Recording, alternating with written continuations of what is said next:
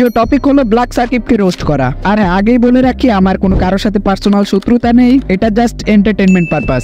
এখন আমার নজরে তার কিছু খারাপ দিক হল এনি ভিডিওতে অতিরিক্ত কারণ ছাড়াই কথা বলে, এবং দ্বিতীয় পয়েন্টটি হলো কারণ ছাড়াই গালাগালি করে আর অতিরিক্ত বকবক করে নিজেকে সিগমা মেল ভাবে। ওকে রোস্ট করার জন্য এই তিনটা পয়েন্টই যথেষ্ট। আমাদের প্রথম পয়েন্টটি হলো সে অতিরিক্ত কথা বলে। এখন এই কথা বলার জন্য আমি যদি তাকে গালাগালি করি তাহলে তার আর আমার মধ্যে কোনো পার্থক্য রইল না, কিন্তু এইটাকে যদি আমি বলি তাহলে বলবো এইভাবে। আচ্ছা, আপনারা কি জানেন ব্ল্যাক সাকিব আর আমার টমের মধ্যে কি তফাৎ রয়েছে? আসলে এই দুইজনই কারণ ছাড়া কেউ কেউ করে, সম্ভবত তাদের সিমেন্ট চেঞ্জ হয়ে গেছে। এখন আপনারা আবার সিমেন্ট মানে জানতে চান না। আমি যখন তার রোস্ট ভিডিও দেখি তখন আমার এলাকার পাতি নেতা কাদেরের কথা মনে পড়ে। দুইজনেই দূরে দূরে ড্যাশ ছিঁড়ে ফেলে। বড় ভাই আমার ভিডিওতে সবারই জন্ম নিয়ে প্রশ্ন তোলেন, কিন্তু দুর্ভাগ্যবশত এই জায়গা থেকে ছোটবেলায় একটি ছেলে হারিয়ে গিয়েছিল। আজও সেই অসহায় বাবাগুলো তার এই সন্তানকে খুঁজতেছে। অনেকেই এখন বলবেন তার তো রোস্টিং সম্পর্কে অনেক এক্সপেরিয়েন্স রয়েছে, তো তাদের উদ্দেশ্যে বলবো হিরো আলমের 6 বছর পূর্ণ হলো গান গাওয়ার, তাই এই দুজন থেকেই ভালো কিছুর আশা বাদ দেন। তিনি তার ভিডিওতে অশ্লীল টিকটকারদেরকে রোস্ট করেন, যেখানে আপনি তার পুরো ভিডিও দেখলেই গালাগালিতে পিএইচডি করে ফেলবেন। তাই আমার চয়েস থাকবে আপনি ওই টিকটকারের ভিডিওই দেখেন,